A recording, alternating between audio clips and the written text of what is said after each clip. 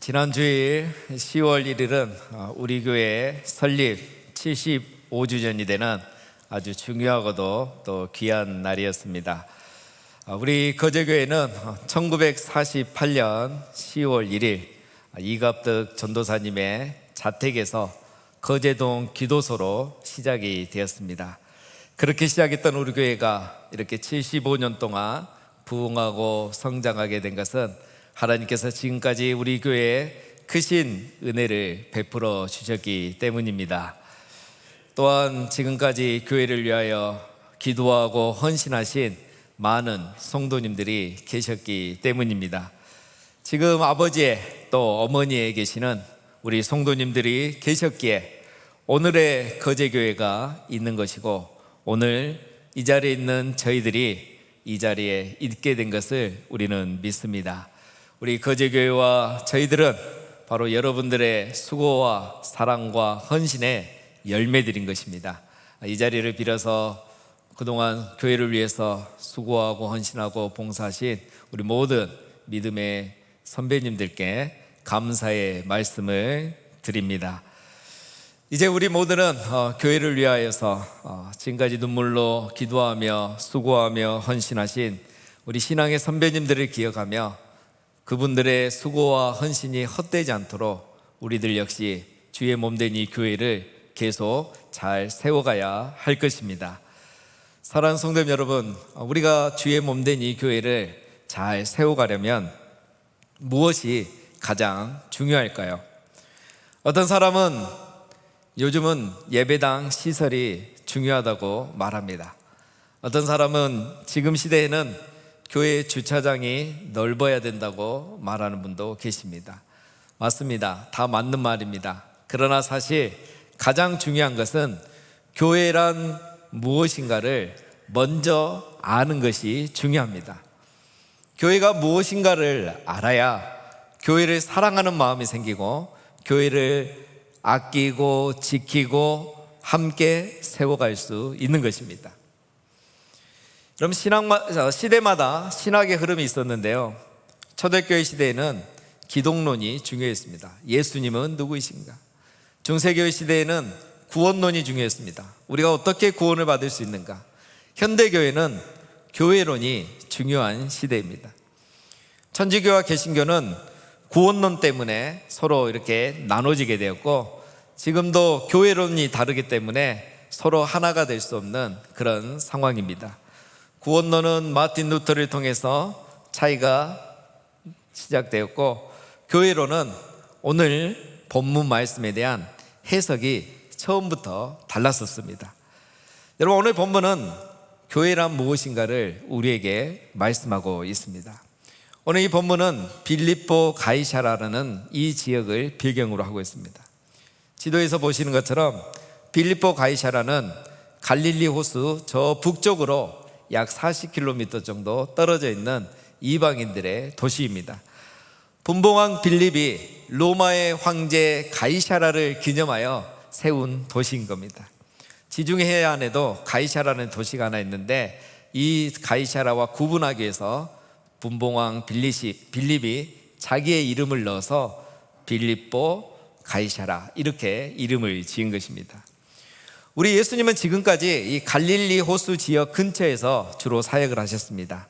이제 이 북쪽 지방의 사역을 마무리하시고 예루살렘으로 내려가시기 전에 예수님은 마지막으로 제자들을 데리고 이 먼 곳까지 오셨던 겁니다. 이곳은 갈릴리에서도 멀고 또 예루살렘에서도 훨씬 더 먼 곳입니다. 따라서 이곳은 유대인들이 정치적, 종교적으로 영향을 크게 미칠 수 없는 그런 지역입니다. 여러분, 그 당시에는 자칭 메시아라는 사람들이 많이 있었습니다. 이때쯤 많은 유대인들은 이제 메시아가, 구약에서 말하던 그 메시아 구원자가 이 세상에 올 때가 가까이 왔다는 것을 알고서 메시아를 기다리고 있었습니다. 그런데 자칭 메시아라는 사람들이 많이 나타나서 사회를 굉장히 혼란스럽게 했습니다. 그들이 나타나면 사람들은 분별력이 없이 그냥 그 자칭 메시아라는 사람들을 믿고 따라가는 일들이 흔했습니다. 그래서 중앙정부와 이 종교기관에서는 이런 자칭 메시아라는 사람들을 다 잡아들이고 그렇게 하고 나면 또 따르던 사람들이 흩어지고 잠깐 조용해지는 그런 일들이 많았습니다. 예수님께서 지금 이 멀리까지 오셔서 제자들에게 중요한 질문을 하신 이유가 바로 이런 1세기의 상황과 관련이 있는 겁니다. 그래서 유대교로부터 정치적, 종교적 영향이 미치지 않는 이곳에서 예수님은 제자들에게 질문하시고 제자들이 마음껏 편하게 정직하게 대답할 기회를 주신 겁니다. 먼저 예수님은 제자들에게 질문을 이렇게 하십니다. 예수께서 빌립보 가이사랴 지방에 이르러 제자들에게 물어 이르시되 사람들이 인자를 누구라 하느냐? 사람들이 인자를 누구라고 하느냐? 사람들이 인자에 대해서 어떻게 생각하고 있느냐? 여러분, 이 질문은 굉장히 중요한 질문입니다. 예수님을 어떻게 누구로 생각하느냐에 따라서 예수님을 어떻게 믿을지를 결정하기 때문입니다. 예수님을 그냥 훌륭한 성인 중에 한 명으로 생각하는 사람은 예수님의 말씀을 공자나 맹자의 말씀하고 똑같이 생각하고 그냥 예수님을 존경하며 따를 것입니다. 예수님을 요술램프의 요정처럼 어떤 해결사 정도로 믿는 사람은 예수님을 자기의 만족을 채워주고 해결해주는 그런 우상처럼 섬기고 믿을 겁니다. 예수님은 지금 이 갈릴리 북부에서 벌써 3년 동안 많은 사역을 하셨습니다. 설교도 많이 하시고 병자도 많이 고치고 귀신들도 많이 고쳐주셨습니다. 예수님이 이렇게 많은 사역을 하셨는데 과연 사람들은 예수님에 대해서 어떻게 생각하고 있을까? 예수님은 그걸 먼저 물으신 겁니다. 제자들이 대답합니다. 이르되 더러는 세례요한 더러는 엘리야 어떤 이는 예레미야나 선지자 중에 하나라 하나이다. 사람들이 예수님은 세례요한, 엘리야, 예레미야 아니면 선지자 중에 한 명이라고 그렇게 말한다는 겁니다. 이렇게 말하는 이유가 있습니다. 많은 사람들이 그 당시에 예수님은 죽은 세례요한이 다시 살아났다고 생각한 겁니다. 워낙 영향력이 컸기 때문에. 그리고 어떤 사람은 엘리야로 생각했던 거죠. 이 엘리야는 말라기에 나오는 그 엘리야를 말합니다. 메시아가 오기 전에 그가 올 길을 준비하는 그 엘리야 선지자가 바로 예수님이라고 생각한 사람도 많았습니다. 어떤 사람은 예수님을 예레미야라고 생각했습니다. 예레미야는 왕정시대 사람이죠. 그 당시에 정치와 기성 종교에 타협하지 않고 심판을 외쳤던 사람입니다. 기득권을 향하여 바른 소리만 하다가 결국 외면당했던 사람이 예레미야 선지자죠. 이런 걸 보면은 예수님이 우리가 생각한 것처럼 온유하게 좋은 말만 하면서 사랑으로만 하지 않았다는 거예요. 그 시대를 향하여 의의 소리를 내고 바른 소리를 많이 하셨다는 걸 알 수가 있습니다. 여러분, 이처럼 많은 사람들이 예수님을 이렇게 생각했다는 거죠. 이 사람들의 공통점이 있습니다. 이들은 다 예수님을 메시아가 아닌 선지자 중에 하나로 생각했다는 겁니다. 그래서 예수님이 지금 제자들에게 다시 질문을 합니다. 이르시되 너희는 나를 누구라 하느냐? 너희들은 나를 누구라고 생각하느냐? 사람들이 어떻게 나에 대해서 생각하는가에 대해서 예수님은 별로 관심이 없으십니다. 예수님의 관심은 제자들, 너희들이 나를 어떻게 생각하느냐? 예수님은 거기에 관심을 갖고 계십니다. 여러분, 이것은 굉장히 중요한 질문입니다. 예수님은 나에게 누구이신가? 나는 예수님을 어떻게 생각하고 있는가? 이것은 여러분 굉장히 중요한 질문입니다. 그래서 예수님이 제자들에게 이 질문을 하시는 거죠. 사실은 이 질문을 하기 위해서 여기까지 데려오신 겁니다. 여러분, 예수님은 나에게 누구이신가가 굉장히 중요합니다. 나의 아내가 말하는 예수, 내 남편이 말하는 예수, 내 친구가 말하는 예수, 교회 다니는 사람들이 말하는 예수, 그거 중요한 거 아닙니다. 내가 예수님을 누구라고 생각하고 내가 예수님을 어떻게 믿고 있느냐가 가장 중요한 것입니다. 이것이 왜 중요합니까? 로마서 10장에 보면 이렇게 말하죠. 내가 만일 내 입으로 예수를 주로 시인하며 또 하나님께서 그를 죽은 자 가운데서 살리신 것을 내 마음에 믿으면 구원을 받으리라. 사람이 마음으로 믿어 의에 이르고 입으로 신하여 구원에 이르느니라. 예수님을 어떻게 생각하느냐? 예수님을 구주로 생각하고 예수님이 부활하신 우리의 메시아로 생각하는, 그리고 그 예수님을 믿는 사람이 구원을 받는다는 겁니다. 여러분, 예수님을 따라다닌다고 구원받는 게 아니라는 겁니다. 많은 사람들이 병이 고침을 받았고 또 오병의 기적을 체험하면서 그 자리에서 직접 떡을 먹었었지만 그 자리에 있었다고 구원받은 게 아니라는 겁니다. 말씀과 기적을 통해서 예수님이 구원자이심을 믿고 신하는 사람만이 구원을 받게 되는 것입니다. 오늘 우리도 마찬가지입니다. 교회당에 예배당에 있다고 해서 구원받은 것이 아니고, 내가 교회를 오래 다녔다고 해서 구원받은 것이 아닙니다. 예수님이 구원자이심을 믿고 신하는 사람이 구원받은 사람인 것입니다. 여러분, 이것은 너무 중요합니다. 이 고백이 확실하지 않으면 신앙이 오래 갈 수가 없어요. 신앙생활을 제대로 할 수가 없습니다. 예수님이 지금 이곳에서 이 질문을 하신 이유가 있어요. 이제 이 질문을 끝으로 갈릴리 주변의 북부 사역은 마치고 이제 예수님은 남쪽 예루살렘으로 내려가십니다. 예루살렘에 내려가면 이제 마지막 공생의 한 주간을 보내시고 핍박 고난 받으시다가 십자가에 죽으셔야 됩니다. 제자들이 그 순간 그 시간 함께 있어야 되는 겁니다. 제자들이 확실한 신앙 고백이 없으면 예루살렘에서 자기 신앙을 지킬 수 없기 때문에 예수님은 지금 이곳에서 이 중요한 질문을 하셨던 것입니다. 예수님이 이렇게 질문하시자 항상 나서기 좋아하는 베드로가 이번에도 대답을 합니다. 시몬 베드로가 대답하여 이르되 주는 그리스도시요 살아계신 하나님의 아들이시니이다. 주는 그리스도시요. 그리스도, 헬라어로 크리스토스, 기름 부음 받은 자란 뜻입니다. 그리스도가 크리스토스, 이거는 헬라어이고요. 또 히브리어는 이게 메시아입니다. 둘 다 기름 부음 받은 자, 구원자라는 뜻입니다. 구약에 여러분 보면 기름 부음 받은 자가 많이 있습니다. 왕과 제사장과 선지자는 다 기름 부어서 세우는 직분들이죠. 다윗도 기름 부음 받은 자입니다. 솔로몬도 기름 부음 받은 자고요. 이사야도 기름 부음 받은 자입니다. 다 기름 부어서 세웠습니다. 그런데 예수님은 무엇이 다릅니까? 오늘 베드로가 고백하죠. 주는 그리스도시요, 주는 더 크라이스트, 바로 그리스도, 유일한 그리스도란 말입니다. 정관사 더가 붙었잖아요. 예수님은 유일한 구원자이십니다. 또 예수님은 살아계신 하나님의 아들이십니다. 이 말은 하나님께서 보내신 구원자라는 의미입니다. 베드로는 지금 신앙 고백을 분명하게 했죠. 당신은 하나님이 보내신 유일한 구원자이심을 믿습니다. 베드로가 이렇게 고백을 해요. 이 대답을 들은 예수님이 깜짝 놀랐습니다. 17절에 예수께서 대답하여 이르시되 바요나 시몬아 내가 복이 있도다. 이를 내게 알게 한 이는 혈육이 아니요 하늘에 계신 내 아버지시니라. 바요나, 요한의 아들 시몬아 내가 복이 있도다. 요한의 아들 시몬아 내가 복이 있도다.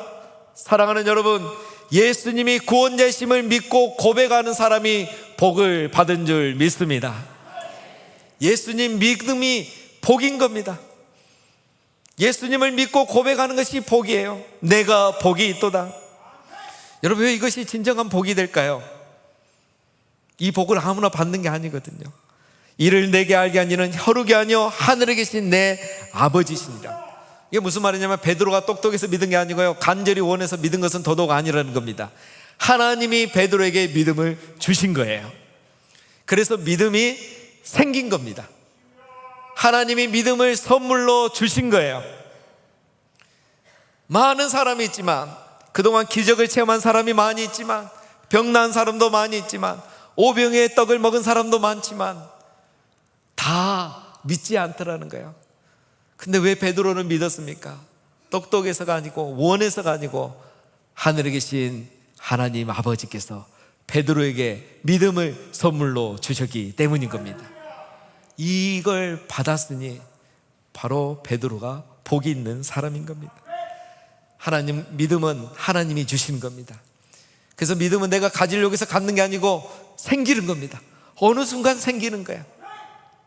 그래서 믿음은 하나님의 선물이라고 합니다. 여러분, 이것을 아는 사람은요, 믿음이 복이란 것을 알게 되고요, 구원이 얼마나 귀한 것이란 것을 알게 되는 겁니다. 그래서 나를 선택하시고 나에게 믿음을 선물로 주신 그 하나님께 감사가 넘치고 내 마음속에 그 하나님을 향한 진심, 그리고 전심의 사랑으로 가득하게 되는 것입니다.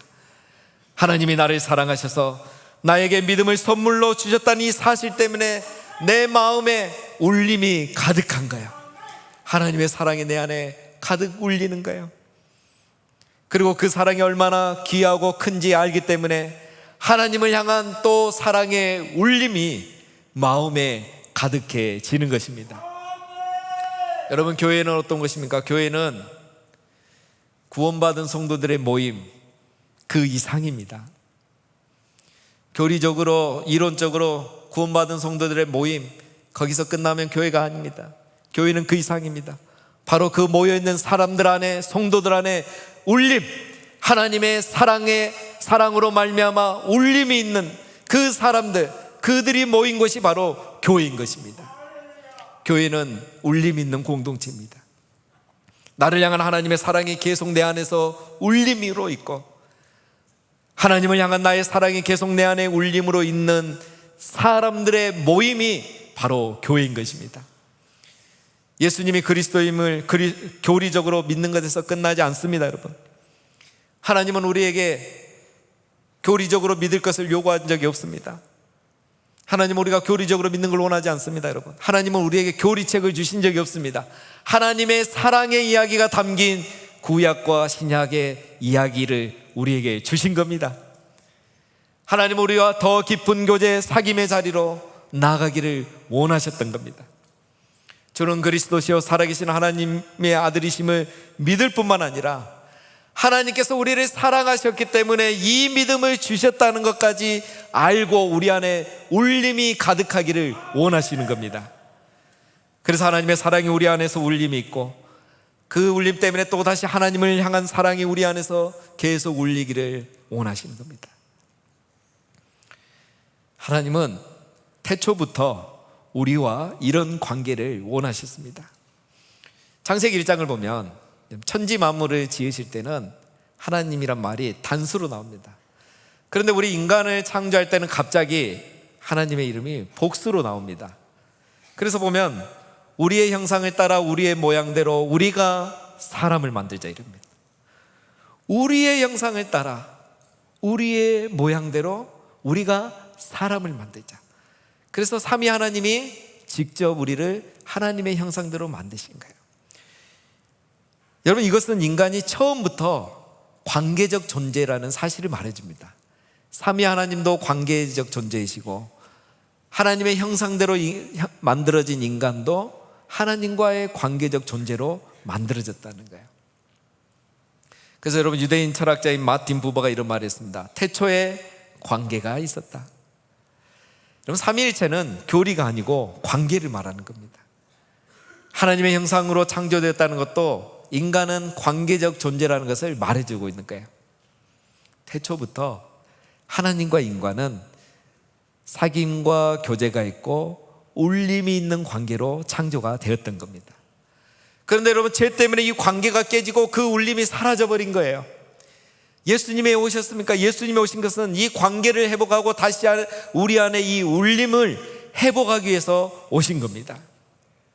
고린도후서 5장 19절에 하나님께서 그리스도 안에서 세상을 자기와 화목하게 하시려고 예수님을 보내신 거죠. 그래서 그들의 인간의 죄를 그들에게 돌리지 아니하신 겁니다. 왜 예수님을 보내셨습니까? 우리 인간이 죄대로 심판받지 않고 다시 우리 인간과 하나님이 화목한 관계로 회복되게 하기 위해서 예수님을 보내신 거예요. 사도 바울이 여러분 로마서에서 많은 교리를 말하지만 결론은 이렇게 말합니다. 5장에서 그러므로 우리가 믿음으로 의롭다 하심을 받았으니 우리 주 예수 그리스도로 말미암아 하나님과 화평을 누리자. 하나님과 화평을 누리자는 거예요. 교리적으로 믿을 뿐만 아니라 하나님과 화평을 누리자는 거예요. 교회는 여러분 구원받은 사람들의 모임으로 끝나는 것이 아닙니다. 구원받은 사람들이 하나님과 화평을 누리는 곳입니다. 하나님의 사랑과 하나님을 향한 사랑이 내 안에 넘치고 내 안에 울림으로 남아서 뜨겁게 찬양하고 간절히 기도하고 전심으로 예배하는 사람들이 모이는 곳이 교회이고 바로 그 공동체가 교회인 것입니다. 모여있다고 교회가 아니고요, 울림 있는 사람들이 뜨겁게 찬양하고 간절히 기도하고 전심으로 예배하는 곳, 바로 그곳이 교회인 것입니다. 여러분, 교회당 안에 있다고 해서요, 교회가 아닌 겁니다. 교회당에는 앉아있는데 이런 울림이 없다면요, 이런 울림으로 인하여 찬양과 기도와 예배가 없다면요, 우리가 교회당 안에 모여 있는데 세상 이야기만 하고 자기 이야기만 하고 끝난다면, 그 뜨거운 울림이 없고 울림의 소리가 나오지 않고 있다면 그건 교회가 아닌 겁니다. 교리적으로는 교회일지 몰라도 하나님이 처음부터 디자인하셨던, 원하셨던 교회는 아닌 겁니다.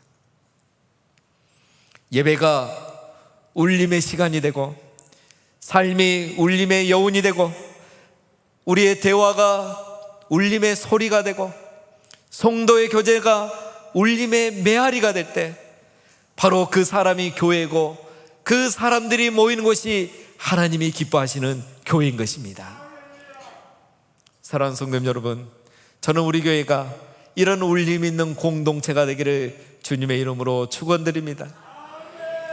하나님의 사랑이 울림으로 남아서 뜨겁게 찬양하고 간절히 기도하며 진심으로 예배하며, 그래서 그 울림의 시간, 예배의 자리를 사모하고 그 울림의 소리가 있는 기도의 시간을 사모하고 모이기를 즐거워하고 모이기를 기뻐하는 그런 공동체, 울림 있는 공동체가 되기를 주님의 이름으로 축원합니다.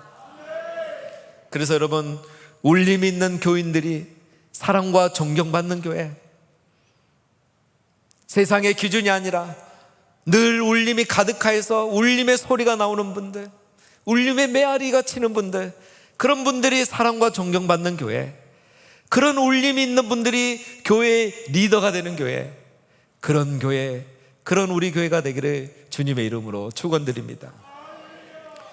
여러분, 지난 10년 동안, 특별히 최근에 코로나 시대를 지나면서 한국 교회가 5만 교회에서 4만 교회로 줄었다고 합니다. 더 가슴이 아픈 건 앞으로 2030년까지 1만 교회가 더 줄 거라는 통계가 지금 나와 있습니다. 여러분, 이것은 세상이 악해서가 아닙니다. 교회는요, 울림의 공동체인데 이 울림이 사라지는 순간, 이 울림의 파장이 없어지는 순간 교회는 사라지게 되어 있는 것입니다. 그래서 우리 예수님은 이 땅에 우리의 죄를 속하고 용서하기 위해서만 오신 게 아니라 또 하나의 사명, 울림 있는 교회를 이 땅에 세우기 위해서 이 세상에 오셨던 것입니다. 18절에 보면, 또 내가 내게 이르노니 너는 베드로라, 내가 이 반석 위에 내 교회를 세우리니 음부의 권세가 이기지 못하리라. 예수님은 이 땅에 울림 있는 공동체, 그 교회를 세우기 위해 오셨습니다. 오늘 말씀에 보면 베드로 나오죠. 이 베드로는 헬라어로 발음하면 페트로스입니다. 그리고 반석이라는 말도 헬라어로 페트라예요. 그러니까 언어 유의죠. 성경에 보면 이런 언어 유의가 많잖아요. 근데 천주교에서 이거를 다르게 해석해 버린 겁니다. 마치 베드로를 통해서 교회를 세우겠다는 걸 해석을 하는 거죠. 그래서 우리가 교회론이 벌써 다른 겁니다.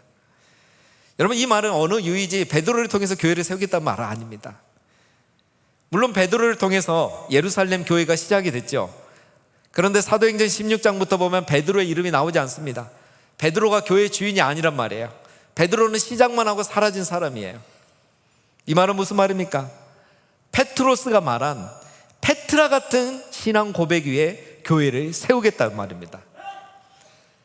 페트라 같은 신앙 고백, 이 신앙 고백으로 말미암아 울림 있는 공동체 교회를 예수님이 이 땅에 세우겠다는 거예요. 그 교회는 음부의 권세가 이기지 못한다는 겁니다. 여러분, 세상이 변한다고 교회가 줄어들 수 없고요, 음부의 권세가 사망과 죽음으로 교회를 위협한다고 해도 울림은 사라질 수 없는 것입니다. 우리가 성경을 보면 알잖아요. 사도행전에 그렇지 않습니까? 음부의 권세가, 세상의 권세가 그렇게 교회를 핍박하고 위협해도 교회는 사라지지 않았습니다. 오히려 교회는 더 흥왕하고 붕하고 교회는 더 확장되어 나갔습니다. 울림 있는 공동체는요, 사라질 수가 없습니다. 음부의 권세가 이길 수 없습니다. 뿐만 아니라 더 놀라운 일이 있습니다. 19절에 내가 천국의 열쇠를 내게 주리니 내가 땅에서 무엇이든지 매면 하늘에서도 매일 것이요 내가 땅에서 무엇이든지 풀면 하늘에서도 풀리리라. 음부의 권세가 이기지 못하는 정도가 아니라 바로 교회는 하늘과 땅을 연결하는 천국의 열쇠를 가진 것입니다. 베드로에게 천국의 열쇠를 줬단 말은 교회에게 이 천국의 열쇠를 줬단 말이에요. 즉 교회는 여러분 사람을 구원으로 인도하는 권세를 가진 것입니다. 교회는 어떤 것입니까 여러분? 천국의 열쇠를 가진 거예요. 하늘 문과 이 땅을 연결하는 권세를 가진 것이에요. 그래서 여러분 이제부터는요 교회를 통해서만 하늘의 생명 양식을 먹을 수 있는 것입니다. 교회를 통해서만 사람들이 하늘나라의 문에 들어갈 수 있는 것입니다. 교회를 통해서 하나님의 사랑을 경험하게 되고 우리 구주 예수님을 만날 수 있게 되는 것입니다. 바로 그것이 교회입니다 여러분. 교회는 하늘과 땅을 연결하는 이 사명을 가진 공동체입니다. 그래서 오늘 말씀대로 보면은 교회는 하나님과의 어울림이 있는 공동체이면서 동시에 세상과의 어울림이 있는 공동체인 겁니다. 교회는 어울림이 있는 공동체예요. 여러분 이 울림은 어울림으로 이어지게 되어 있습니다. 어울림으로 나타나지 않는 울림은 진정한 울림이 아니에요. 예수님은 교회를 세우실 뿐만 아니라 이 교회를 세우기 위해서 그들을 선택하고 그들에게 믿음을 선물로 주셨을 뿐만 아니라 그들 안에 울림이 있게 하셨을 뿐만 아니라 이 세상을 구원하기 위해서 천국의 열쇠를 주신 겁니다. 여러분 우리 안에 아무리 울림이 있어도 이 울림이 어울림으로 나타나지 않으면 그것은 교회가 아닌 겁니다. 하나님과의 교제는 이웃과의 교제로, 하나님과의 사귐은 이웃과의 사귐으로, 하나님과의 울림은 이웃과의 어울림으로 이어지게 되어 있는 것입니다. 내 안에 있는 이 울림은요 옆에 있는 성도와 어울림으로 이어지게 되어 있는 겁니다. 우리 안에 있는 이 울림은 이 세상과 이웃과의 어울림으로 이어지게 되어 있습니다. 자연스럽게 그렇게 되는 것입니다. 하나님이 원하신 교회가 바로 이것입니다.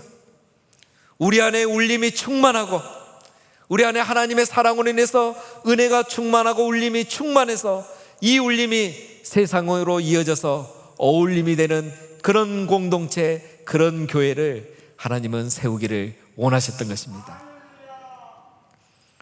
사랑하는 성도님 여러분, 우리 교회가 앞으로 이런 교회가 되기를 원합니다. 우리 교회가 이번에 75주년을 맞이하여 다음 주에 하려는 사랑의 헌혈이 바로 이웃과의 어울림입니다. 우리 안에 있는 울림이요 이 사랑의 헌혈을 통해서 어울림으로 이어지는 거예요. 이제 다음 달 추수감사주일이 되면 우리가 작년부터 하는 게 있죠. 우리 이웃을 위해서 희망상자를 준비합니다. 또 성탄절에는 우리 아이들에게 사랑의 선물 상자를 전달합니다. 이것이 다 뭡니까? 이웃과의 어울림이에요. 우리의 울림이 어울림으로 나타나는 것들입니다. 우리 교회는 앞으로도 어울림이 있는 공동체가 되기 위해서 준비를 하고 있습니다. 여러분 요즘 주보에 보면 K미션이라는 광고가 자주 나옵니다. 도대체 이게 뭐지 생각하시는 분들 많을 겁니다. 코리아 미션인가? 아닙니다. 거제 미션입니다. 여러분 우리 교회가 어울림이 있는 공동체가 되기 위한 큰 비전을 준비하는 게 그 중에 하나가 바로 K미션입니다. 지금까지는 여러분 우리가 4대 이혼회에 이렇게 헌금하고 후원금만 냈다면 이제부터는 우리가 4대 이혼회에서 하는 이 사역들에 우리 온 교회가 직접 참여함으로 어울림이 되는 것을 경험하게 될 것입니다. 예를 들어 간단하게 한 가지만 설명한다면 우리가 지금까지는 장학위원회 장학헌금을 매월 1만 원씩 이렇게 후원을 했다고 한다면 이제 앞으로는 우리 교회가 선교지에서 선교사님의 추천을 받아 신앙 좋고 공부 잘하고 그 나라를 위해서 비전 있는 학생을 추천을 받을 거예요. 그리고 우리 교회가 그 학생을 영적으로 입양할 겁니다. 그러면 이제 10명의 성도님들이 똑같이 매달 10,000원씩을 모아서 이 학생에게 보내주는 겁니다. 그리고 우리가 모이면은 다른 이야기 하지 않고 그 학생을 위해서 기도하고 그리고 성탄절 같이 이런 또 특별한 날에는 또 선물도 보내고 또 시간이 되시는 분들은 나중에 선교 여행을 가서 그 학생들을 직접 만나서 우리가 그들의 손을 잡고 기도해주고 격려해주고 또 돌아와서 그들을 위해서 기도해주고 또 후원해주고, 그래서 이제 나중에 이 학생이 공부를 다 마치고 자립하게 되면 여러분 그 한 사람을 통해서 그 교회가 변화되고 그 사회가 변화가 되는 것입니다. 우리의 울림이 그곳에 어울림으로 이어지고 그 학생 안에 다시 이것으로 말미암아 울림이 시작되고 그 울림이 다시 그 사회의 어울림으로 이어지게 되는 것입니다. 그래서 지금까지는 단기 선교를 한번 갔다 오면 끝이었는데 이제는 그렇게 하지 않습니다. 그것을 우리가 입양해서 우리가 한 아이를 양육하듯이 우리가 한 지역을, 한 영혼을, 한 교회를 양육할 겁니다. 이것을 우리가 이제 개인적으로도 가족 단위로도 참여하시게 될 거예요. 그래서 앞으로 여러분 4대 이혼의 사역이 이런 식으로 우리 국내와 국외에서 점차적으로 진행될 겁니다. 우리 온 교회가 참여하게 될 거예요. 여러분 지금부터 여러분의 계획을 잘 준비하셔서 함께 참여할 수 있기를 바랍니다. 다음에 기회가 되면 또 자세히 한번 나누도록 하겠습니다. 사랑하는 성도님 여러분, 교회는 단순한 모임이 아니라 사랑의 울림 있는 공동체이고, 형식적인 모임이 아니라 진정한 어울림 있는 공동체, 그게 바로 교회인 것입니다. 우리 교회는 울림 있는 공동체가 되기 위해서 지난 2년 동안 예배에 집중했습니다. 기도에 집중했습니다. 이미 아신 분들, 느끼신 분들, 경험하신 분들, 눈치채신 분들 알 겁니다. 교회의 가장 중요한 것은 울림 있는 공동체고, 그 중에서 가장 중요한 것은 울림의 시간, 예배입니다. 그래서 우리는 지난 2년 동안 예배에 집중하고 금요 기도에 집중했습니다. 이걸 통해서 하나님의 사랑이 우리 안에 부어지고 그 울림이 어떤 건지 경험하신 분들은 잘 알고 계실 겁니다. 앞으로도 우리는 예배와 금요 기도를 통해서 울림의 시간들이 계속될 것이고, K미션을 통해서 어울림의 사역들이 계속 이어질 것입니다. 사랑하는 성도님 여러분, 앞으로도 우리 교회가 울림 있는 공동체, 어울림 있는 공동체, 그런 교회가 되어서 하나님을 영화롭게 하고 세상을 구원하는 일에 쓰임받는 우리 교회가 되고, 그런 교회를 우리 모두가 함께 세워가시기를 주님의 이름으로 축원드립니다.